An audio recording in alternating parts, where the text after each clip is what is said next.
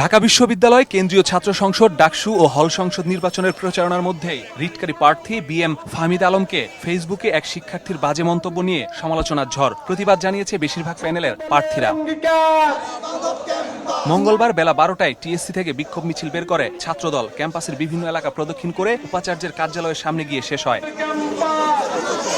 এ সময় ছাত্রদলের নারী নেত্রীরা অভিযোগ করেন, রিটকারীর মতোই নিয়মিত সাইবার বুলিং এর শিকার হচ্ছেন তারা। বুলিংয়ে শিবির জড়িত জানিয়ে কঠোর বিচারের দাবি করেন তারা। এখন কেন কোনো নারী এই জিনিসগুলোতে আসে না? কেন পলিটিক্সকে তারা ভয় পায়? কেন দেশের জন্য তারা কাজ করতে ভয় পায়? কারণ হচ্ছে সাইবার বুলিং। আন্দোলনের ঢাল হিসেবে ভাইদেরকে রক্ষা করা, কিন্তু দিন শেষে কি হয়? তাদেরকেই সেই ভাইরাই তাদেরকে স্ল্যাট শেমিং দিচ্ছে, বিভিন্ন অপবাদ দিচ্ছে, ধর্ষণের হুমকি দিচ্ছে। আমরা এই ধরনের ক্যাম্পাস চাই না। নারীত্বের উপর আক্রমণ করে যে ঘটনাটি ঘটেছে তাকে গণধর্ষণের হুমকি দেওয়া হয়েছে, নিন্দনীয় এবং গর্হিত আচরণ। রিটকারী শিক্ষার্থীকে গণধর্ষণের হুমকি দেয়া শিবিরের কর্মীর ছাত্রত্ব বাতিলের দাবি জানায় ছাত্রদল সমর্থিত প্যানেলের ভিপি ও জিএস পদপ্রার্থীরা।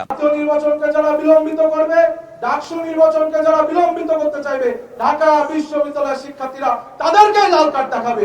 যথার সময় ডাকসু নির্বাচন 9 সেপ্টেম্বর হতে হবে, জাতীয় নির্বাচন ফেব্রুয়ারিতে হতে হবে, এইটাই আমাদের দাবি। এদিকে ঢাকা বিশ্ববিদ্যালয়ের ব্যবসায় শিক্ষা অনুষদে প্রচারণায় এসে শিবির সমর্থিত প্যানেলের ভিপি পদপ্রার্থী সাদিক কায়েম বলেন, গণধর্ষণের হুমকিদাতা শিবিরের কেউ নন। শিবিরের বিরুদ্ধে অপপ্রচার চালাচ্ছে একটি মহল।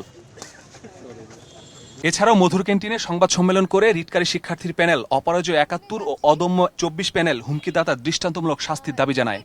ঘটনার চড়াই উতরাই মাসুদুর রহমান, সময় সংবাদ, ঢাকা। নির্বাচন